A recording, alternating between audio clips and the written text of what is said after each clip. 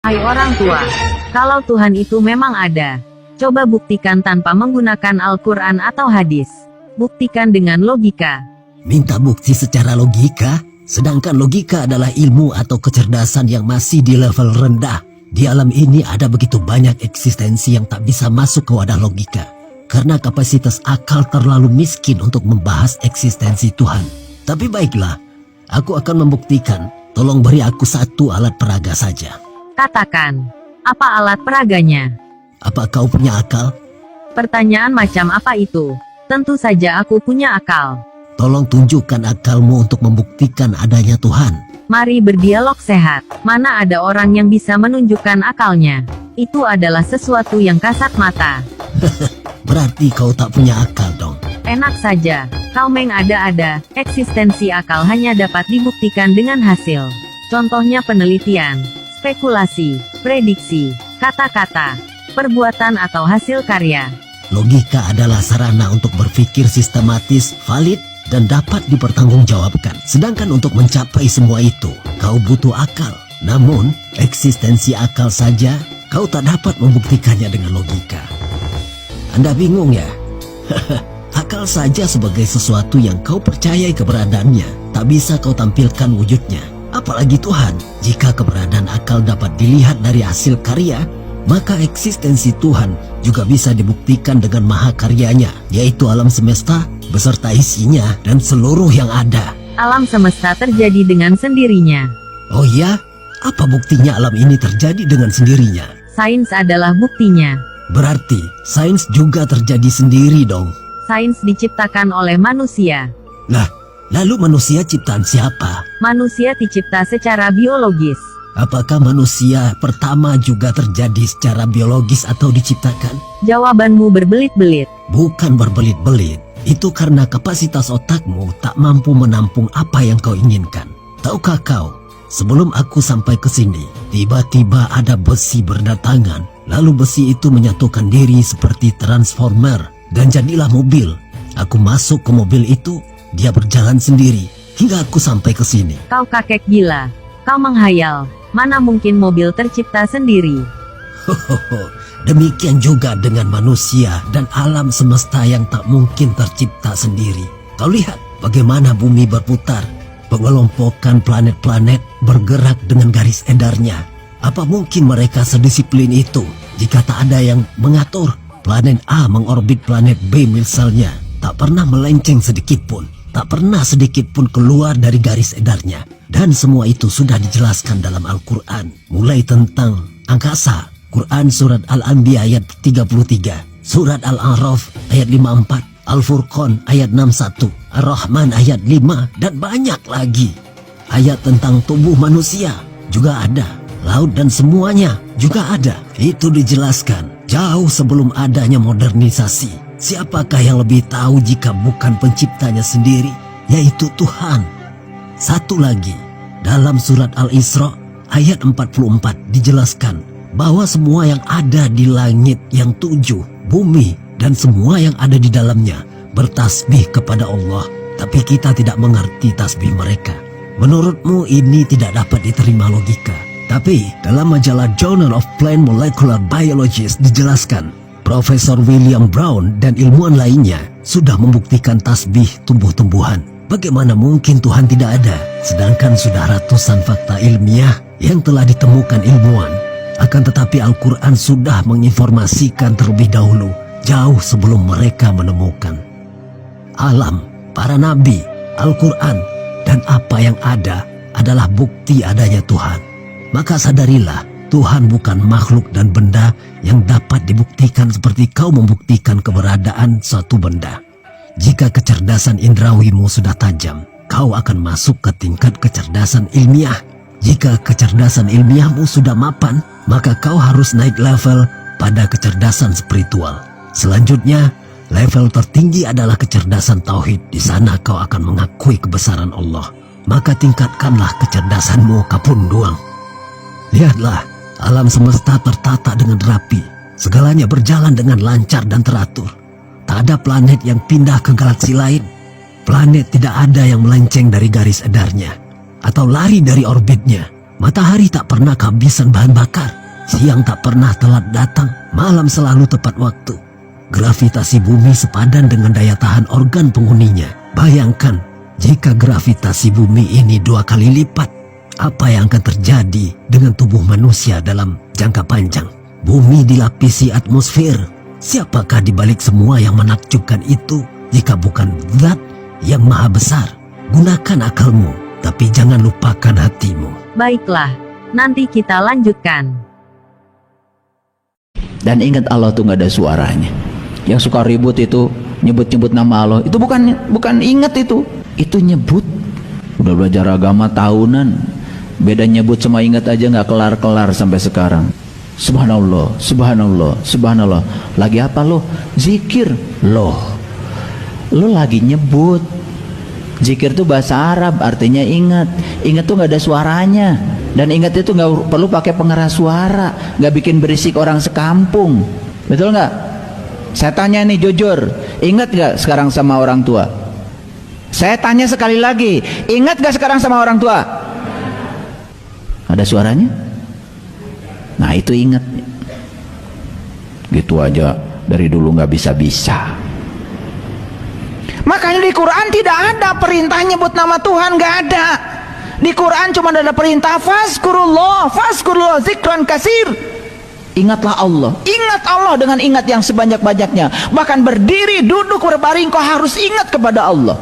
Maka di Quran dikatakan yang namanya ulul albab itu adalah allazina yazkurunallaha qiyaman wa qu'udan wa ala junubihim. Orang yang ingat Allah berdiri, duduk dan berbaring. Bahkan saya sekarang sedang bicara, saya tidak bisa melupakan dia.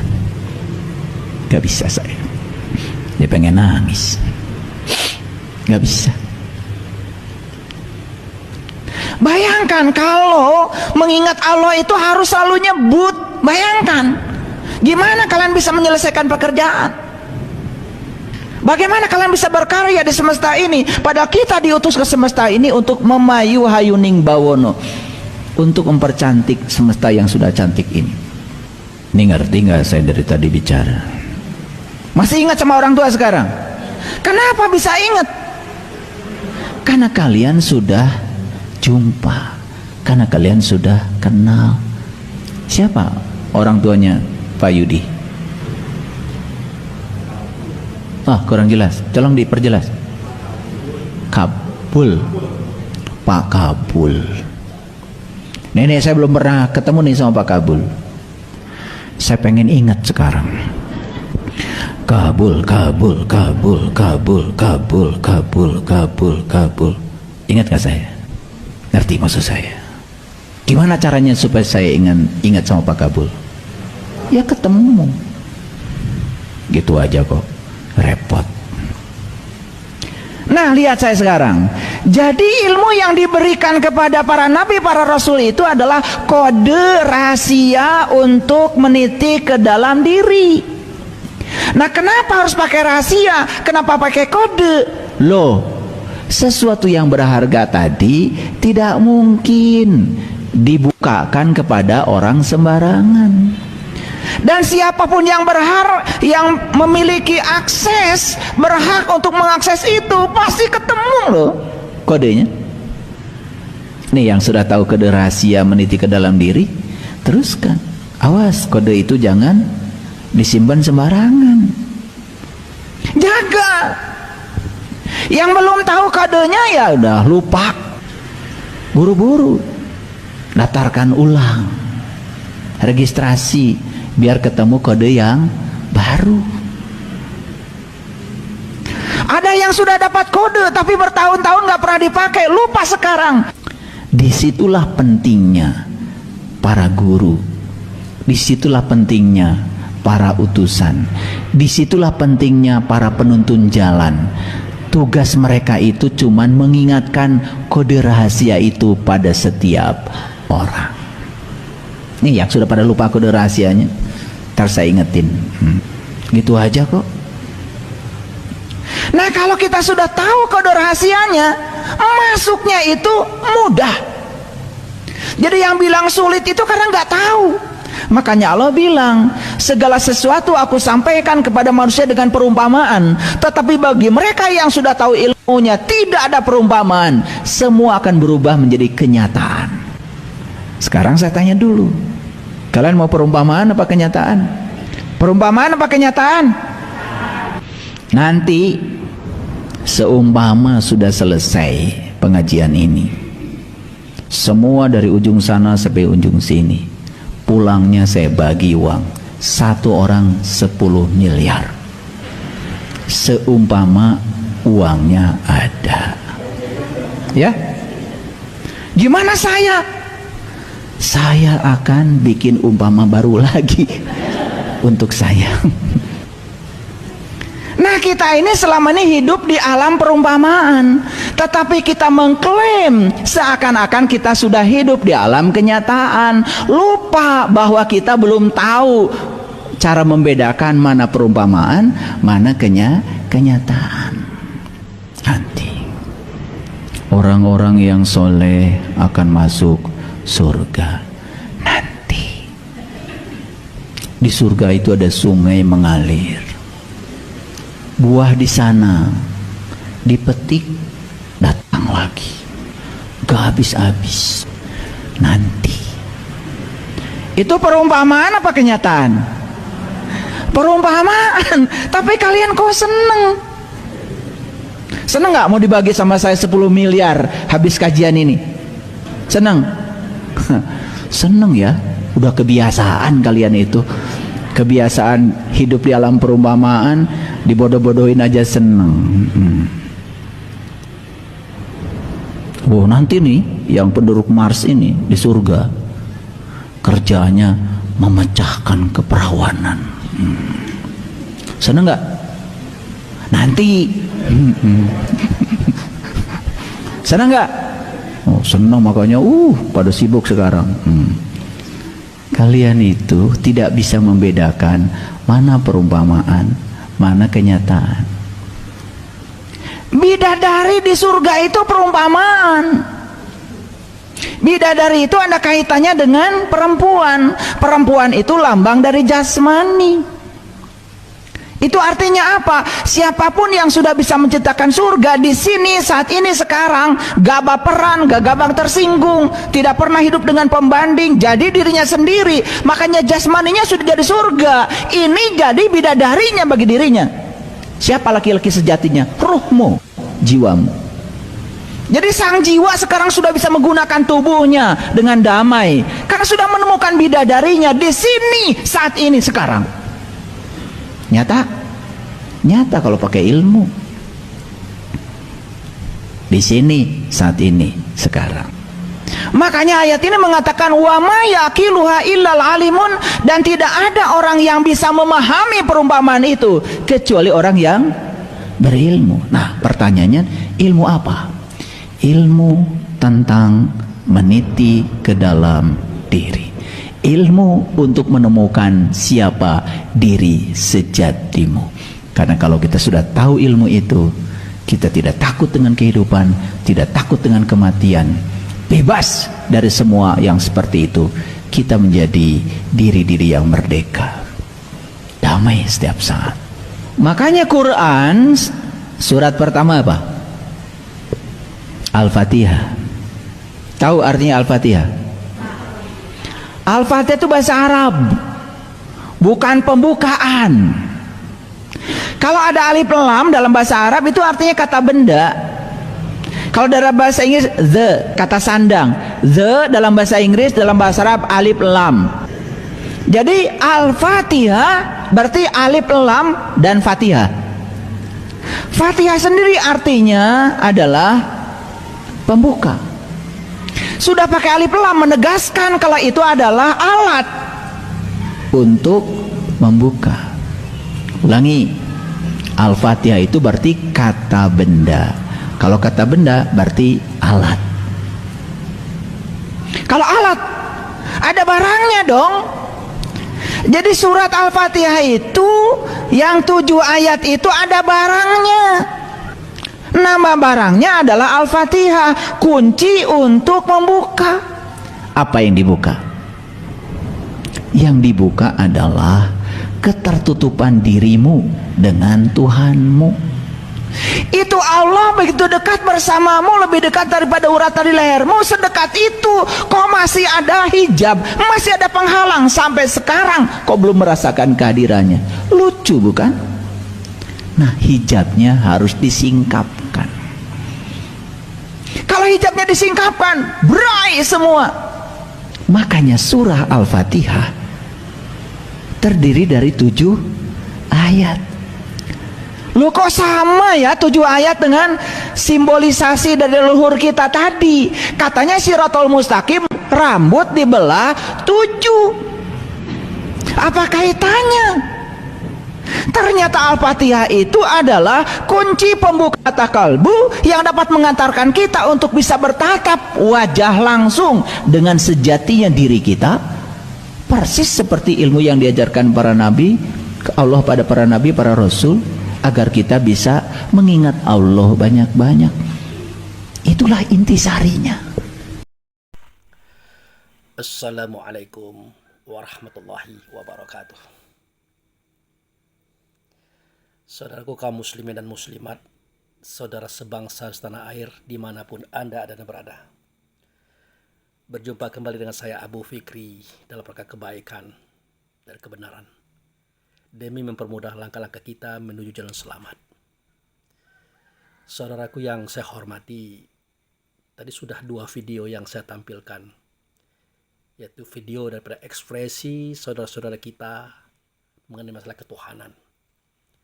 Dan itu sangat menarik dan cukup luar biasa. Oleh karena itu ya saya sarankan kepada kita semua, yaitu para pendakwah, para mubaligh, terutama kita yang datang dari kalangan ilmu hakikat, ya tidak apa-apalah kita melihat, melirik, serta memperhatikan pelajaran-pelajaran agama yang disampaikan oleh saudara-saudara kita. Sesungguhnya di situ banyak manfaat yang kita tangkap, yang kita dapat. Jangan sampai kita pernah berpikir penampilan mereka itu di bawah kita, itu tidak boleh. Apalagi kita mengatakan, wah ngapain kita dengarkan kata-kata orang yang tidak kenal Tuhan, tidak kenal Rasul. Nah, kalimat ini adalah bagian daripada kalimat kesombongan. Sebenarnya mereka kenal Tuhan dan mereka juga kenal Rasul. Hanya saja berbeda dengan cara kita mengenal, atau memang sama. Maka hal ini semestinya tidak menjadikan kita merasa berlebih daripada mereka. Karena mereka juga sama dengan kita. Artinya mereka punya kelebihan dan mereka juga punya kekurangan. Sebaliknya kita punya kelebihan dan kita juga punya kekurangan. Nah, disinilah terjadinya asimilasi ataupun pertukaran antara kita dengan mereka. Ya, apa yang mereka miliki itu kita ambil, apa yang kita punya itu yang mereka ambil. Maka terjadilah sinkronisasi, kata orang, kesesuaian antara kita dengan mereka. Maka jangan sampai terjadi kita mengatakan sesuatu yang tidak baik terhadap mereka. Karena pada hakikatnya kita mengatakan tidak baik terhadap diri kita sendiri. Nah, itu pada video yang pertama, itu dialog tentang eksistensinya Tuhan. Jadi Bapak tadi ya, kalau saya tidak salah lihat, beliau tuh sepertinya dari Sumatera Barat ya, ada kalimat kapunduang dari itu. Kapunduang itu adalah buah yang masam manis itu. Dia masam tapi manis. Jadi dia diminati oleh banyak orang. Tapi itu adalah bahasa daripada kelakar emosi orang-orang baik. Jadi dia berbahasa tapi bahasanya bahasa baik. Itu kapunduang misalnya kan. Atau apalah gitu nah.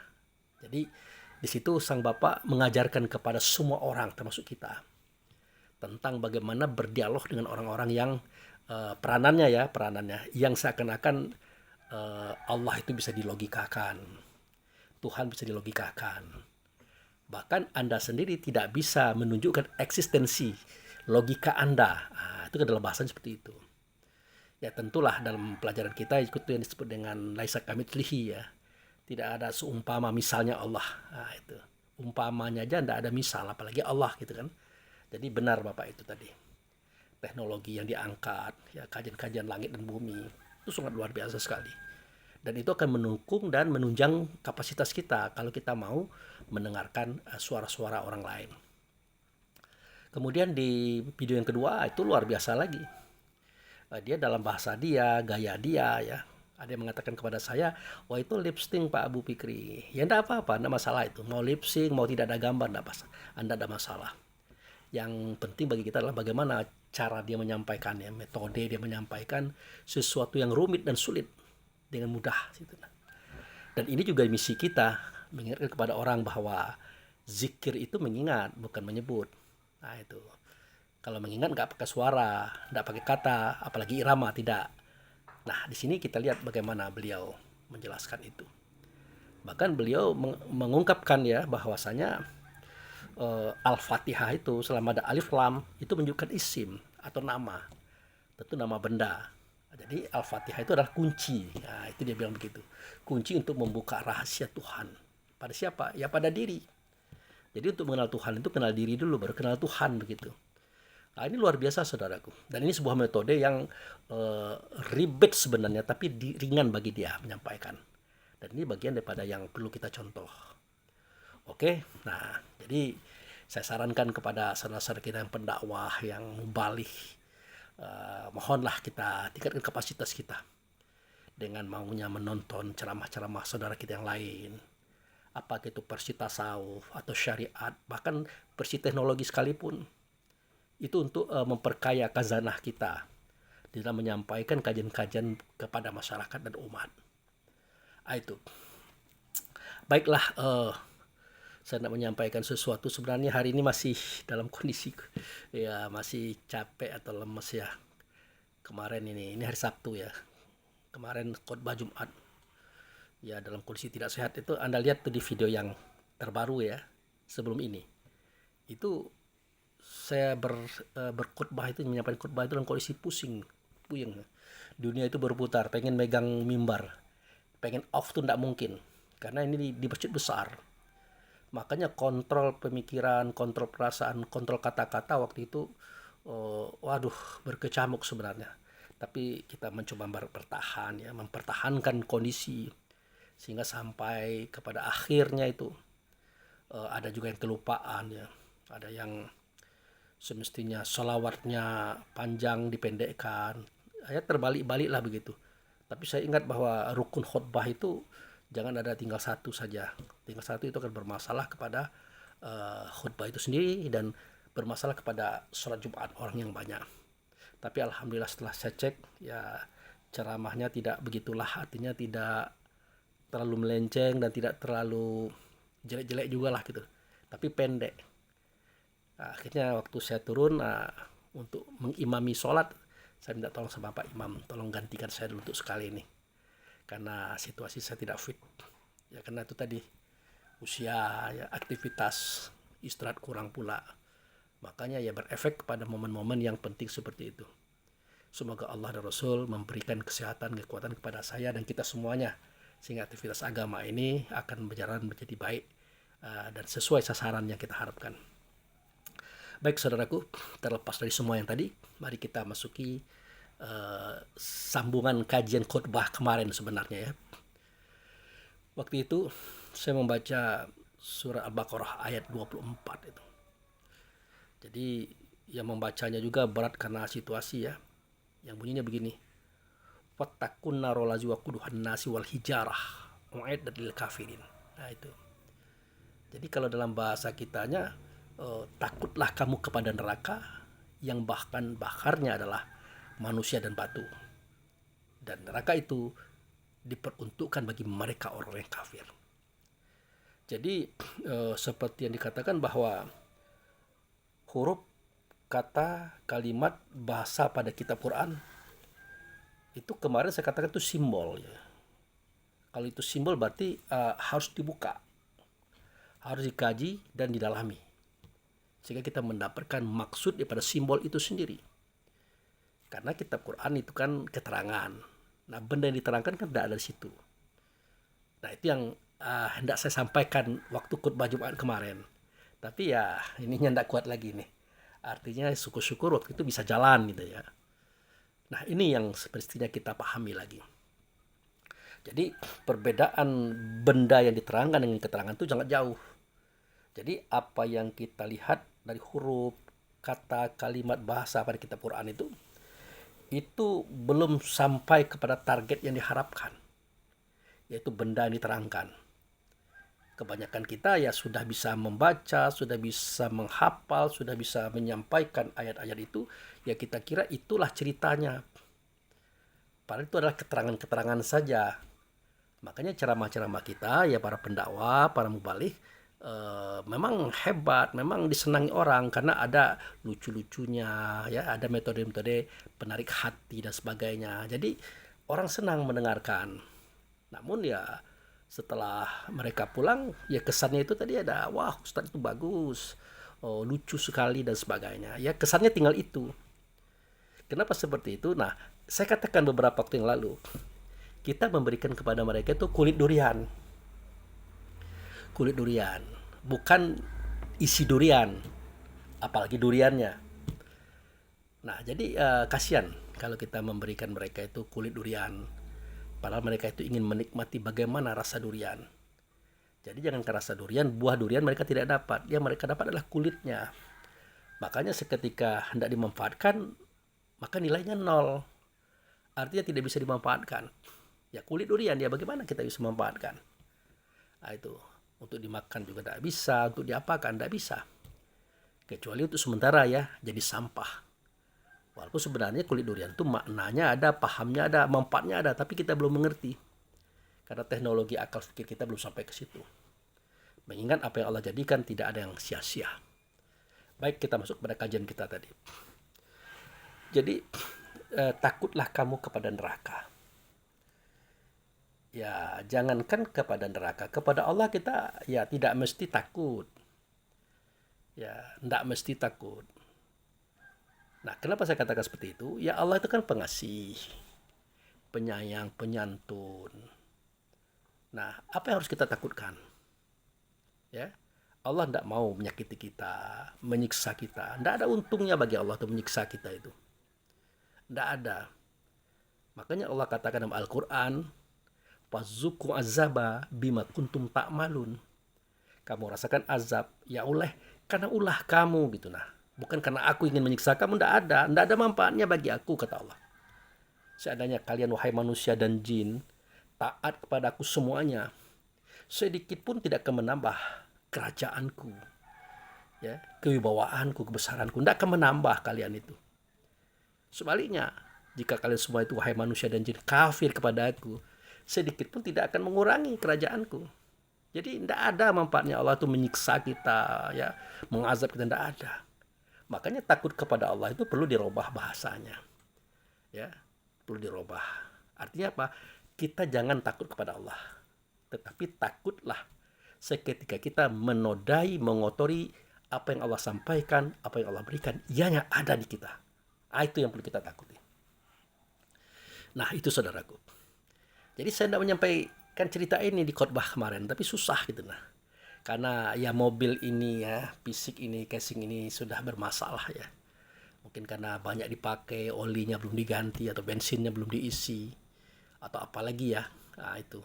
Jadi ya sebatas-batas itulah yang saya sampaikan. Nah pada pagi hari ini ya saya ulangi kembali apa yang saya sampaikan kemarin. Jadi takutlah kamu ya kepada neraka. Artinya ya kamu jangan sampai menciptakan neraka bagi dirimu sendiri. Kamu harus takut melakukan hal itu. Karena ingat neraka itu adalah an-naru. An-naru itu artinya api. Api itu artinya panas. Panas itu artinya pedih. Pedih itu artinya perih. Perih itu adalah siksaan. Ya, penderitaan. Nah, dalam bahasanya takutlah kamu menyiksa dirimu sendiri. Nah, itu harus kamu takut. Karena dirimu itu bukan milikmu, badanmu juga bukan milikmu, milik Allah dan Rasul. Nah, jadi kamu harus takut untuk menyiksa dirimu sendiri. Nah, kenapa terjadinya api, panas, pedih, perih, sakit, dan siksaan tadi? Karena dimunculkan oleh bahan bakarnya. Bahan bakarnya adalah manusia dan batu. Jelas itu kalimatnya. Wattaquna rolaziku uduhan nasi wal hijarah. U'iddat lil kafirin. Takutlah kamu ya dengan neraka yang bahan bakarnya manusia dan batu. Artinya yang menjadi sebab terjadinya panas tadi itu pertama kali manusia, yang kedua batu. Pertanyaannya siapakah itu manusia? Nah, kalau ini sudah ditanyakan siapa itu manusia, kadang-kadang kita lupa, kita kira ini manusia, kita ini manusia. Apakah itu salah? Tidak salah juga. Selama kita tahu mana itu manusia, mana itu kita. Nah, ternyata manusia itu adalah seperti yang Allah katakan pada kitab Quran, surah At-Tariq, yang ianya disampaikan oleh Rasul. Yang kalimatnya berbunyi, "Falyanzuril insanu mimma khuliq, khuliqa mimma indafik yakhruju min baini sulbi wa tara'ib." Hendaklah manusia memikirkan dari apa ia dijadikan. Sesungguhnya dia dijadikan dari air sulbi yang memancar dari tulang dada dan tulang rusuk. Nah, jadi kalau kita katakan hendaklah manusia memikirkan, kita masih bingung juga. Ya. Nanti kita tahu di mana bingungnya. Karena manusia itu kan dia punya mata, tidak bisa melihat, punya telinga, tidak bisa dengar, punya hati, tidak punya rasa, punya otak, tidak bisa berpikir kalau tidak ada ruhnya. Lalu bagaimana mungkin manusia itu bisa berpikir? Kan begitu. Saya ulangi lagi ya. Manusia itu punya telinga, tidak bisa dengar, punya mata, tidak bisa lihat, punya hati, tidak punya rasa, punya otak, tidak bisa berpikir kalau tidak ada ruh di dalamnya. Lalu bagaimana dia bisa memikirkan, memperhatikan, mempelajari dari apa dia dijadikan? Itu. Ternyata maksudnya adalah insan. Insan itu adalah nama ruh seketika dia berada dalam tubuh. Jadi yang disuruh berpikir itu adalah insan tadi, ruh tadi, kita yang disuruh berpikir. Karena yang punya pemikiran itu kita, bukan manusia. Hanya saja kita ada di dalam manusia. Nah, apa itu manusia? Mari kita masuk. Jadi, kata Allah dan Rasul, manusia itu terjadi dari air sulbi. Ya, air sulbi itu air laki-laki yang memancar di tulang dada dan tulang rusuk. Kalau bahasa kita orang pasar ya, atau istilah wong Palembang tuh dari air mani gitu tuh nah. Nah, dari situlah manusia dijadikan, kata Allah. Nah, kalau zaman dulu Rasulullah yang ngomongnya seperti itu. Tapi kalau zaman sekarang ya semuanya dibuktikan dengan teknologi. Diambillah air itu, dibawa ke laboratorium, dicek, dipelajari, dikeker dengan mikroskop. Ternyata di dalam 1 sendok air sulbi itu terdapat jutaan ekor makhluk yang kepalanya seperti telur ayam, badannya panjang, ekor cambuk. Dia hidup, dia bernapas, dia berlari, dia masuk ke dalam rahim perempuan, yaitu di ovarium. Dia cari ovum di situ atau telur perempuan. Nah, itulah yang dia buahi, yang dia menyatu dengannya. Setelah dia menyatu dengannya, maka jutaan ekor yang lain itu mati semua. Yang jadi cuma 1 atau 2, 3, 4, mungkin 5 lah. Itulah yang disebut dengan kembar 5 tadi. Itu saudaraku. Jadi hari ke hari, minggu ke minggu, bulan ke bulan, dia membesar perutnya ibu tadi. Kenapa? Karena spermatozoa tadi, ya, dia berkembang terus. Nah, yang unik adalah spermatozoa atau hewan sperma atau cikal bakal tubuh manusia tadi kan belum ada ruhnya, ya, belum ada ruhnya, tapi dia sudah hidup, bernapas, berlari, berkembang dalam rahim perempuan. Pertanyaannya, siapakah yang hidup di dalam spermatozoa tadi, bibit manusia tadi? Siapa yang hidup? Itu yang disebut dengan jiwa atau an-nasu atau manusia, yang terbuat ianya dari air sulbi tadi. Itu manusia. Artinya itu bukan kita loh. Bukan kita itu. Nah, pertanyaannya lagi, kalau memang ada yang hidup di dalam tubuh mungil tadi, cikal bakal badan jasad kita tadi, nah itu, siapakah yang hidup itu? Ada saya katakan jiwa atau an-nasu atau manusia tadi. Timbul pertanyaan, dari apa dianya ya Rasulullah terjadi dan tercipta? Dijawab oleh Nabi. Nah, seketika kamu bertanya, mengapa timbul Hawa? Jawabnya karena an-nasir angin telah memenuhi segala rongga pada kita, maka timbullah Hawa. Itu. Jadi manusia itu terjadi dari 4 anasir. Pertama, anasir angin. Pertanyaannya, mengapa timbul Hawa? Karena anasir angin telah memenuhi segala rongga pada kita, maka timbullah Hawa. Itu dia. Sifatnya apa? Pantang kelintasan. Tidak mau keduluan. Ada lihat orang maju, orang berhasil, orang sukses, orang kaya, orang pintar, timbul iri dengkinya, timbul bencinya, timbul dendamnya. Padahal keberhasilan orang tidak ada urusan dengan dia. Semua manusia seperti itu, siapapun dia, apakah dia itu rasul, ya, yang punya tubuh namanya nabi, apakah dia itu wali, apakah itu ulama, ustadz, kiai, sama saja. Selama dia bertubuh, berbadan, berjasa sebagaimana kita, dia punya sifat hawa. Itu. Kemudian ditanya lagi, ya Rasulullah, mengapa timbul nafsu? Dijawab oleh Nabi, karena anasir air telah menjadi urat benak tulang pada kita, maka timbullah nafsu. Itu sifatnya apa? Anasir air tadi, ya pantang kerendahan, maunya tinggi saja. Kalau kerendahan dia tidak mau, padahal memang begitu tabiat air, harus direndah-rendah lah, tidak mungkin dia tinggi. Tapi kan Allah kasihan juga dengan dia, diberikan suatu momen di mana dia naik tinggi. Kapan? Seketika dia memuai. Dia ditembak oleh matahari, dia panas, dia pun memuai menjadi uap. Maka timbullah hujan. Hujan itulah bagian daripada air yang di bawah naik ke atas. Kemudian turun lagi. Biasa itu naik turun. Jadi Allah itu adil. Rasul itu adil. Jadi dia tidak pula dibiarkan rendah terus, tidak. Walaupun dia punya sifat pantang kerendahan. Maunya dia tinggi melulu, besar melulu, hebatlah dia, orang lain tidak. Itu kan dia itu. Sumber kesombongan. Itu.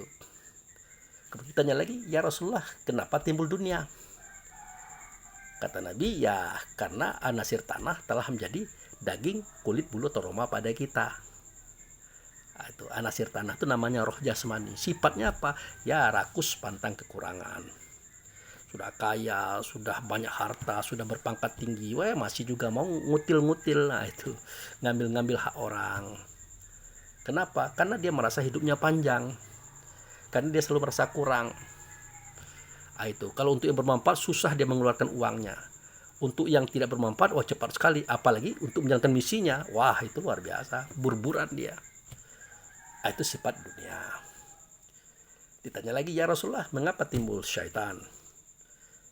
Dijawab oleh Nabi, ya karena anasir api yang namanya roh idafi itu telah menjadi darah pada kita, maka timbul syaitan. Sifatnya anasir api apa? Itu tadi, pantang tersinggung dan tidak mau kalah. Jadi manusia atau an-nafsu atau jiwa tadi yang ada dalam tubuh mungil tadi, yang ada dalam tubuh kita hari ini, itu terbuat dari 4 anasir tadi. Anasir angin, anasir air, anasir tanah, anasir api. Berikut dengan sifat-sifatnya. Pantang kelintasan, pantang kerendahan, pantang kurang, pantang kalah. Nah, dari 4 sifat ini digabung muncul 10 sifat. Benci, dendam, menghancurkan, dan macam-macam itu. Ya. Nah, ini yang perlu kita pahami. Jadi 4 tambah 10 jadi 14. Ya, ajib, ria, takabur, iri, dengki, hasud, pindah, tamak, loba, dan sombong. 10 tambah 4 ya 14 ya. Muncul 3. Benci, dendam, dan menghancurkan. Jadi ada 17 sifat daripada manusia. Ada 17 sifat daripada jiwa. Ada 17 sifat daripada an-nafsu. Nah, itulah dia an-nafsu, itulah dia jiwa, itulah manusia. Itu manusia. Jadi kita ruh tadi yang datang daripada Allah, yang ditiupkan ke dalam tubuh pada usia 4 bulan 10 hari di tubuh ini tadi, ya harus dia memikirkan, harus dia mempelajari, harus dia mengenal siapa ini. Manusia ini siapa? sifatnya berapa, antisipasinya bagaimana, harus begitu. Makanya ada kalimat falyanzuri insanu mimma khuliq tadi. Hendaklah manusia itu memikirkan dari apa dia dijadikan, supaya dia mengenal siapa musuhnya itu.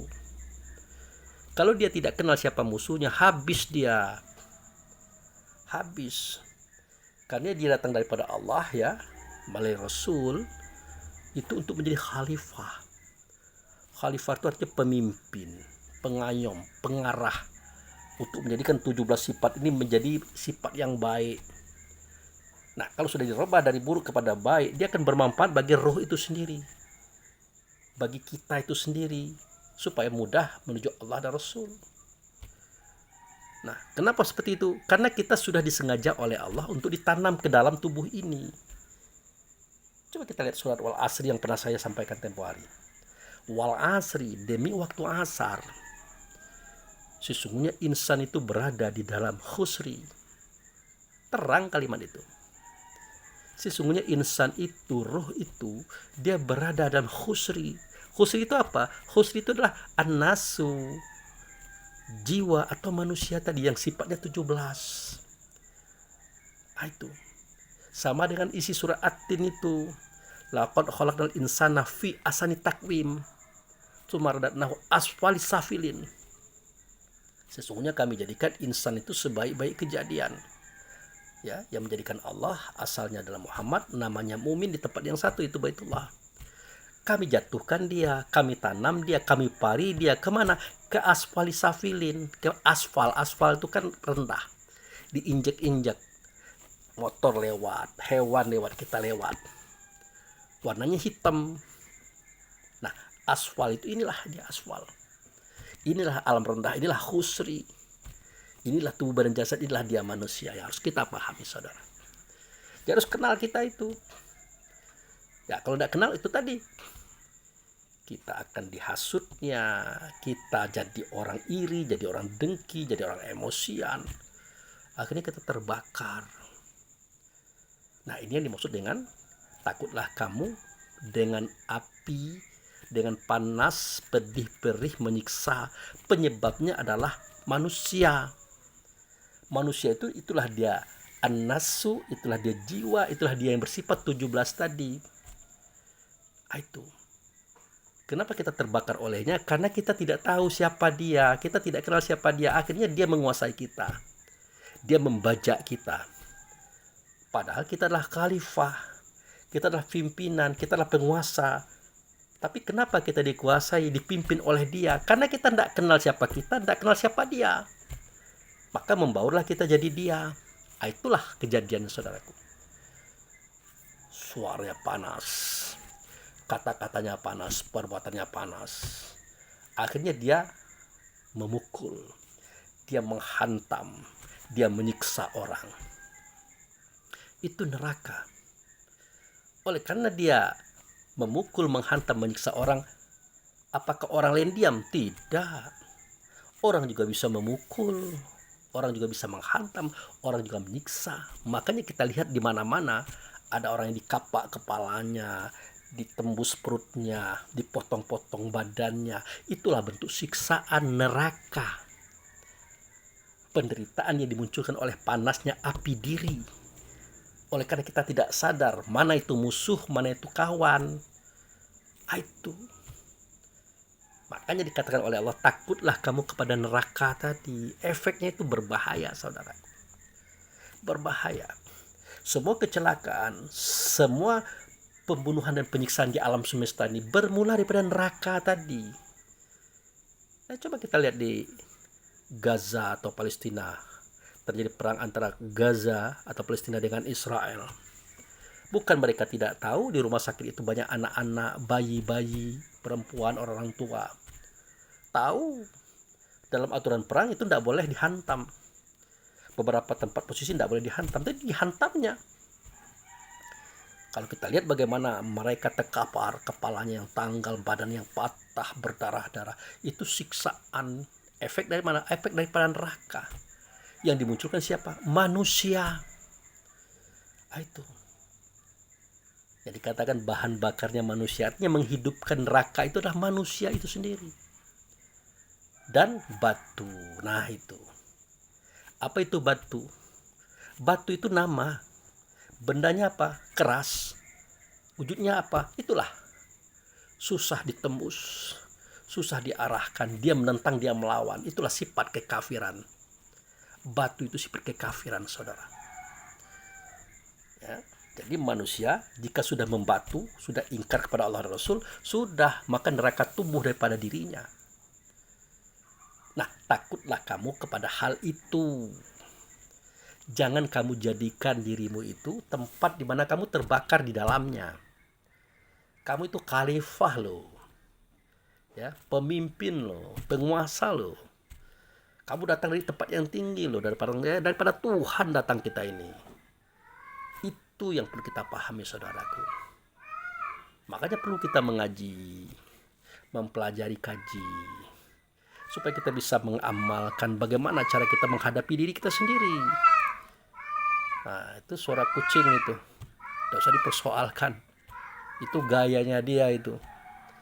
Boleh jadi dia sedang bertasbih, berzikir, kita tidak ngerti. Kita kira dia ganggu acara kita. Tidak, biaran, silakan kucing kalau mau ngomong lah, tidak apa-apa. Itu seni intermezzo dalam kajian kita. Gitu, saudaraku. Nah, jadi itu yang perlu kita pahami. Ini kadang-kadang kita sama-sama kita masih ada benci-bencian, iri-irian, dengki-dengkian. Kembali kepada video yang pertama tadi, kita jangankan untuk mengenal eksistensinya Allah, eksistensinya Tuhan, eksistensinya Rasul, ataupun keberadaannya mereka itu. Keberadaan diri kita saja kita tidak tahu. Tidak kenal kita itu. Tapi kita terlanjur merasa tahu, merasa kenal. Akhirnya orang rendah semua, kita yang tahu. Kenapa Bapak tidak mau dengar ceramah si A, si B, si C? Apa itu? Orang tidak kenal dengan Tuhan. Nah itu. Tidak kenal dengan Rasul, tidak kenal dengan diri. Padahal kita juga tidak tahu diri. Kalau kita tahu diri, tidak mungkin kita menggunakan sifat yang bukan sifat diri kita gitu. Nah itu, mana ada sifat kita benci, iri, dengki, hasut, fitnah. Tidak ada. Bukan sifat kita itu. Tapi kenapa kita pakai? Kita sandang, kita jadikan kebanggaan kemana-mana. Itu bukan berarti saya ngomong ini tidak beresiko, saudaraku. Beresiko. Tidak sedikit kita yang merasa pendakwah terganggu dengan ucapan saya ini. Tapi ini kan masukan yang perlu kita pahami, yang harus kita mengerti. Kalau kita ini ternyata belum kenal siapa diri kita. Bukan tidak kenal Pak Abu, bukan belum kenal. Lalu apa namanya? Belum mengamalkan. Nah, kalau belum mengamalkan, mari sama-sama kita amalkan. Kan begitu saja soalnya itu. Jangan sampai terjadi nanti seketika Allah menyiksa kita lebih parah daripada menyiksa orang kafir. Pak Abu Fikri, ada kalimat Allah menyiksa kita. Bukan begitu pengertiannya. Sorga Allah jadikan, neraka pun Allah jadikan. Sorga untuk menyenangkan kita, neraka untuk menyakiti kita. Itu maksud saya. Tapi bukan Allah mengazab, tidak. Allah tidak ada perlu mengazab kita ini. Tapi kita mengazab diri kita melalui apa yang Allah sudah ciptakan. Kita menyenangkan diri kita melalui apa yang sudah Allah ciptakan, yaitu sorga dan neraka tadi. Masuk kita kepada cerita tadi. Ya jangan begitu. Mari kita berjuang. Berjuang melawan kelemahan kita, berjuang melawan kebodohan kita, berjuang melawan kejumudan kita. Itu. Rendahkanlah sayap kita kepada sesama saudara. Bukalah hati kita kepada semua kebaikan. Tunjukkan kebenaran yang ada dalam diri kita. Al-haqqu min rabbik fala takunanna minal mumtarin. Kan begitu bahasanya. Kebenaran itu datang daripada Tuhan, maka jangan kamu ragu kepadanya. Itu. Mana itu kebenaran yang datang daripada Tuhan? Itulah dia diri kita sebenar diri. Itulah ruh ada dalam dada ini. Nah, jangan kamu ragu kepadanya. Kenapa? Karena dia adalah tempat nyatanya suara Allah, tempat nyatanya suara Rasul. Mau beriman kepada Allah bisa? Jawabnya tidak bisa. Berimanlah kepada Rasul. Mau beriman kepada Rasul? Jawabnya tidak bisa. Karena Rasul gaib, Allah gaib. Makanya Rasul diberi tubuh, namanya Nabi. Berimanlah kepada Nabi. Nabi sudah tidak ada pula, tertanam di Madinah situ tempat kuburannya. Lalu kepada siapa lagi kita harus beriman? Harus percaya. Carilah ulil amri minkum. Nah, ulil amri minkum itu pemimpin di antara kamu. Ada pemimpin yang di luar, ada pemimpin yang di dalam. Kalau yang di luar itulah orang tua kita, guru kita, yang membimbing kita, itulah ulil amri di antara kita. Dia memimpin kita, membawa kita, mengajak kita berjalan lurus kepada Allah dan Rasul. Itu makanya perlu kita mengaji, belajar kepadanya, menampung semua itu dengan akal fikir. Kita telaah dengan ilmu, karena ilmu itu kan diri kita sendiri, yang namanya alimun itu. Nah, itu ulil amri minkum di luar diri. Yang di dalam diri, itulah roh kita, itulah dia bernama mukmin, itulah yang mendapat petunjuk pada Allah Rasul. Padanya nyata suara Allah, nyata suara Rasul. Maka janganlah ragu kita kepadanya. Seketika dia mengatakan kebaikan pada diri kita, ya, jangan ragu dengan kebaikan itu. Tapi apa boleh buat? Kita ini bukan ragu, tapi diragu-ragukan, kemudian nurut keraguan itu. Siapa yang meragu-ragukan? Itulah tubuh badan jasad, itulah an-nasu, itulah manusia, itulah jiwa. Itulah ayat mutasabihat. Ayat mutasabihat itu artinya tanda Tuhan yang ada pada kita, yang dia meragu-ragukan. Biar kita tidak ragu, kita harus kuat, harus besar, harus luar biasa di hadapannya. Makanya fokusnya adalah seketika kita bertemu dengan Allah dan Rasul di dalam sholat, itu fokusnya. Tahu kita siapa Allah, yang nyata ianya pada Rasul. Tahu kita Rasul itu nyata pada Nabi. Tahu kita siapa itu Nabi, di mana dia menunggu kita. Itu ditunjukkanlah dari mana saja kamu keluar, di mana saja kamu berada, hadaplah wajahmu di haram. Wa min haitsu kharajta fawali wajhaka satrul masjidil haram. Kan jelas itu. Itu alamat, saudaraku. Dari mana saja kamu keluar, dimanapun kamu berada, hadapkan wajahmu ke Masjidil Haram, itu alamat. Setelah sampai di situ, fatakhizu maqama Ibrahim shalah.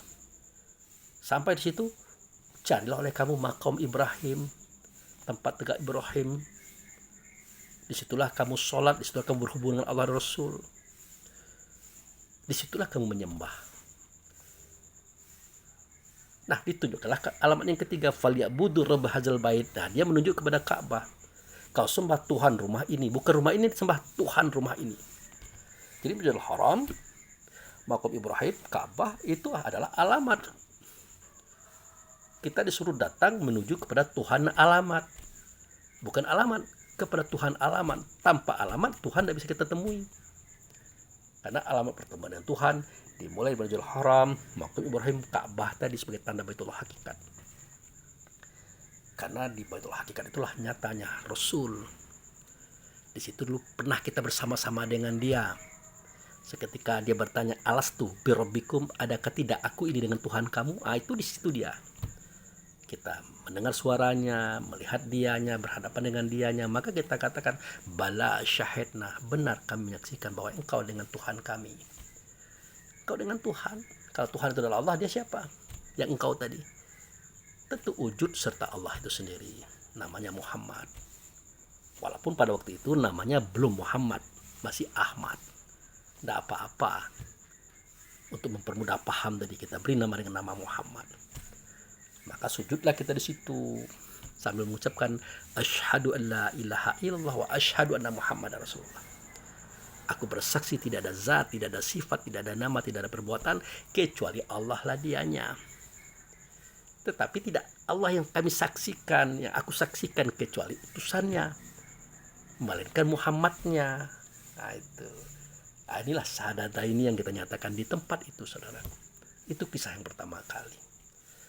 Dan minta lagi kita seperti itu. Jadi apa? Kapan kita diminta untuk bersyahadat ini? Kapan? Ya salah satu diantaranya ketika kita murtad kan? Ya seketika kita murtad. Murtad itu artinya kita lari daripada Allah, lari pada Rasul. Dalam bentuk apa lari tadi? Dalam bentuk meninggalkan ajarannya. Ya, meninggalkan sifatnya. kita menganut kepada paham-paham kafir. Apa itu kafir? Kafir itu ingkar. Siapa yang ingkar? Manusia. Ada apa dengan manusia? 17 sifat tadi. Itu namanya murtad. Maka perlu kita datang kepada Allah dan Rasul dalam rangka memperbarui akidah, memperbarui hubungan dengan sholat. Itu saudaraku. Supaya apa? Supaya dibersihkan kembali, ya, dirapikan kembali. Kan ada tuh apa yang dipersembahkan. Nah kan, yang dipersembahkan tuh rukun sembahyang 13. Rukun sembahyang 13 yang dipersembahkan. Apakah itu Pak Abu Fikri? Pertama kali niat, tegak berdiri betul, takbiratul ihram, membaca Fatihah, ruku, i'tidal, sujud, duduk di antara dua sujud, membaca tahiyat, membaca selawat, apalagi salam pertama, dan itu tertib. Apakah itu dipersembahkan? Itu bukan rukun sembahyang 13, itu perbuatannya. Perbuatan rukun sembahyang 13 tadi. Jadi persembahkan tuh rukun sembahyang 13 itu. Dengan masuknya salah satu daripada iman Islam tauhid ma'rifat kepada yang 4 anasir, maka berdirilah rukun sembahyang 13. Itu. Ya. Dengan masuknya salah satu dari iman Islam tauhid ma'rifat kepada yang 4 anasir, maka berdirilah rukun sembahyang 13. Yang 4 anasir itu ya tubuh badan jasad kita ini. Jadi iman Islam tauhid ma'rifat itu yang masuk pertama kali itu iman itu yang masuk. Maka muncullah sifat, artinya hiduplah sifat tadi. Maka diperlukan adanya praktek rukun sembahyang 13 tadi, mulai pada niat, tegak betul dan seterusnya tadi itu. Kalau tidak, apa yang terjadi? Ya muncul yang 4 anasir tadi, yang akan melahirkan 10, akan melahirkan 3, jadi 17. Begitu saudaraku. Nah, ini yang perlu kita ingat, yang perlu kita renungkan saudaraku. Setelah iman tadi masuk kepada yang 4 anasir yang menyebabkan berinya rukun sembahyang 13 tadi, apa yang dibutuhkan? Ya kita butuh yang berikutnya, Islam. Kita butuh tauhid, kita butuh makrifat. Jadi si iman tadi duluan masuk, tapi berikutnya disusul oleh Islam. Iman, Islam, tauhid, makrifat tadi. Jadi Islam, tauhid, makrifat nyusul. Artinya dalam diri kita ini harus ada iman, Islam, tauhid, makrifat. Karena yang 4 anasir tadi, ya hawa, nafsu, dunia, syaitan itu tidak bisa kita lawan sendirian, ya. Kalau si iman itu, si mukmin itu, si ruh itu, si diri kita sendirian, tidak bisa ngadapi dia itu sendirian. Karena walaupun dia 4, dia akan melahirkan 10 akan melahirkan 3, dia 17, kita sendirian, babak belur kita. Maka diperlukan yang lain, Islam, tauhid, ma'rifat. Maka terjadilah pukul memukul. Nah, pemukul hawa apa? Nah, apa pukul hawa? Iman. Nafsu apa? Islam. Dunia apa? Tauhid. Setan apa? Ma'rifat. Jadi iman, Islam, tauhid, ma'rifat untuk memukul hawa nafsu dan setan. Memukul bukan arti mengetok, bukan arti menghantam, menghancurkan, bukan. Untuk mengendalikan, untuk mengarahkan. Tapi sebelumnya mereka dibina, mereka dididik, mereka diajarkan dulu. Begitu. Tapi kalau kita tidak terbina, tidak terdidik, tidak diajarkan oleh Allah Rasul, bagaimana bisa kita mengolah ini? Tidak bisa. Makanya perlu kita sholat, berhubung dengan Allah dan Rasul dalam sholat, biar kita dibina, dididik, dan diajarkan oleh Allah Rasul, sehingga mudah bagi kita menghadapi apa yang menjadi tugas kita untuk memukul hawa nafsu dunia syaitan tadi. Kalau mereka sudah tunduk dan patuh sudah, maka jadilah kita khalifah, orang yang memimpin, ya, orang yang menguasai diri kita, keluarga kita, kaum kerabat kita, semua orang. Dan itu tidak mudah memang, tidak gampang dia, tapi harus kita lakukan. Begitu, sekurang-kurangnya untuk diri kita sendiri. Kita mampu menguasai hawa nafsu dunia syaitan kita sendiri, mengolah untuk diri kita sendiri. Nah, jika ini sudah baik dan benar, mudah-mudahan Allah akan tingkatkan kita. Mampu mengurus keluarga, kaum kerabat, masyarakat, bahkan negara gitu. Nah, tapi jangan terpaku. Mentang-mentang kita keluarga belum bisa kita olah, kita belum mau keluar ke masyarakat. Jangan begitu juga. Begitu. Mentang-mentang kita belum bisa mengolah masyarakat, kita belum mau mengolah negara. Jangan begitu juga. Karena repot. Kita tidak mesti tertib begitu, maksud saya itu. Contohnya seperti Nabi Nuh. Istri dan anaknya bermasalah. Haruskah Nabi Nuh tidak boleh ke masyarakat? Atau Nabi Ibrahim bapaknya bermasalah. Haruskah Nabi Ibrahim tidak boleh ke masyarakat? Contoh Nabi Muhammad pamannya bermasalah. Haruskah dia tidak boleh bermasyarakat? Tidak begitu juga bahasanya. Cuman kadang-kadang kita ini kalau kata bahasa bahasa pasar tuh ngeyel gitu. Nah, selalu mengutamakan penyakit hati. Sudahlah Pak Abu Fikri itu. Mau mimpin masyarakat pula, keluarga aja tidak terurus. Itu. Mau mimpin negara pula, masyarakat tidak terurus. Jadi yang benar bagaimana? Urus diri sendiri dulu. Lah, diri sendiri kan sudah. Maka saya katakan diri sendiri itu diutamakan, paling utama dia. Itu. Jadi kalau sudah diri selesai, baru kita masuk ke keluarga, masyarakat dan negara. Kalau tidak, apa boleh buat? Keluarga sementara kita tinggalkan, masyarakat kita tinggalkan, mari masuk kita pada warga negara. Kita atur. Kenapa? Terkadang ini pula penyebabnya. Kenapa diri tidak bisa diurus, keluarga tidak bisa diurus, masyarakat tidak urus? Karena kita tidak punya kekuasaan. Makanya saya katakan kepada saudara-saudaraku, ya, dalam kajian kita ini tidak keluar itu sudah benar. Kajian diri saja sudah benar. Itu. Tidak boleh kita cerita politik, apalagi kekuasaan. Itu. Apakah itu benar? Jawabnya benar untuk sementara. Jadi bagaimana mestinya? Ya, diri dulu yang diurus. Kaji diri dulu yang dipahami. Bagaimana mengurus diri? Jangan kita yang mengurus. Tidak bisa kita. Kembalilah kepada Allah dan Rasul. Ditunjukkan oleh orang tua kita. Itulah sholat. Itu. Bagaimanakah sholat kita? Baguskah sholat kita? Ya, diterimakah sholat kita? Hadirkah kita di hadapan Allah dan Rasul? Itu diketahui oleh orang banyak loh. Walaupun kita tidak memberitahu. Dari mana orang banyak tahu? Dari suara kita, kata-kata kita, cara berpikir kita, cara berperasaan kita. Makanya para pendakwah, para orang-orang yang mengaji ini harus malu dengan sifat-sifat buruk tadi. Kita pendakwah, kita pemuka, kita jamaah pengajian yang ngaji tiap Jumat malam Sabtu.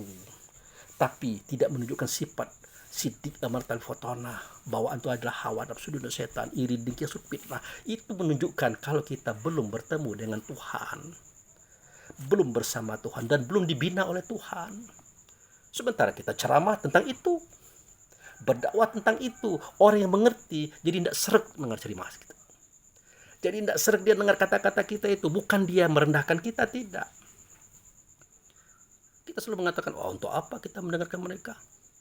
Orang-orang umum dia nggak tahu Tuhan, ya tidak. Kenal Rasul juga tidak. Tapi kita apa? Ya kita lakukan sama dengan mereka juga. Dikatakan kenal dengan diri, kenal dengan Rasul, kenal dengan Tuhan. Tapi apa yang kita buat? Apa yang kita buat? Makanya orang tua kita mengajarkan if'al atau perbuatan itu menunjukkan nama. Kalau kita melakukan sikap dari suara, kata, dan perbuatan, sidik amanat al fatanah, itu artinya apa? Menunjukkan nama dia, namanya mukmin. Itu. Nama menunjukkan apa? Menunjukkan sifat. Mukmin itulah yang bersifat sidik amanat al fatanah. Dia menunjukkan kepada zat, siapa itu? Allah yang nyata ia pada Rasul. Baru benar dia, baru seimbang dia. Nah, ini koreksi yang saya sampaikan ini adalah fakta. Berarti Pak Abu Fikri sudah mantap sidik amanat tabligh fatanah. Enggak juga begitu. Menyampaikan kebenaran tidak mesti kita sempurnakan, saya katakan tadi. Menyampaikan kebenaran tidak mesti kita sempurna dulu, enggak mesti. Karena apa? Kebenaran kita sampaikan kepada orang. Sebenarnya kebenaran untuk diri kita sendiri loh. Nasihat kita sampaikan kepada orang. Sebenarnya kita menasihati diri sendiri loh. Coba bapak-bapak, ibu-ibu, saudara-saudara pasang HP-nya itu, ceramah sendiri seperti saya sekarang ceramah, nampak benar yang di sana. Ini saya nunjuk nih, saya nunjuk diri saya sendiri, tidak menunjuk orang lain. Tapi tidak ada salahnya kalau yang lain menonton, siapa tahu bermanfaat, kan begitu saudaraku. Itu dari Nabi Nuh juga tidak bisa dia menguasai anak istrinya. Nabi Ibrahim juga, Muhammad Rasulullah juga, ya terkesan tidak bisa menguasai paman-pamannya itu, kaum kerabatnya itu. Nah, bukan berarti dia tidak boleh ke masyarakat. Dia harus ke masyarakat. Ternyata masyarakatnya juga tidak bisa dibina. Ya, bukan berarti dia tidak boleh kepada warga negara.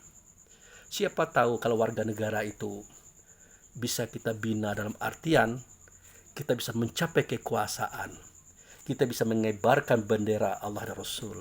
Nah, akhirnya apa? Masyarakat bisa ikut kita, ya, keluarga bisa ikut kita, diri kita apalagi, karena kita pelakon. Kok bisa begitu Pak Bu Fikri? Nah, itu persoalannya. Kalau sudah pegang kekuasaan, itu kan adalah harta tahta wanita, ya. Kalau dia perempuan, laki-laki.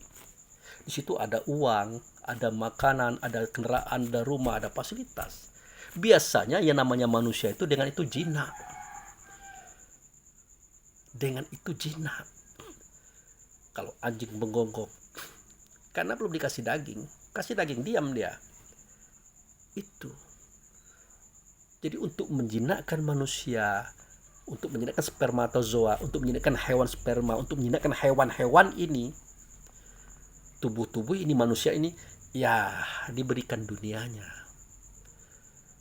Diberikan dunianya. Setelah diberikan dunianya, waduh, yang tidak negur selama ini negur. Yang benci selama ini seneng. Yang selama ini disuruh minta tolong, tidak mau nolong. Sekarang tidak, kita tidak nyuruh aja, apalagi Pak, apalagi Pak. Itulah yang perlu kita pahami saudaraku. Makanya di kalangan kita bermasyarakat, ya, di kalangan kita bermasyarakat, hendaklah kita banyak bersedekah itu. Bersedekah tidak perlu nunggu kita kaya, tidak perlu nunggu kita berduit. Ada rezeki sedikit, ajak kawan makan lontong, bandari, pergi ke mall ataupun ke toko-toko, ada perbelanjaan, ada rezeki sedikit, wah dosa dibayar, saya sudah ada, sudah saya bayar tuh. Nah, dari hal yang seperti itu akan tergugah hati mereka.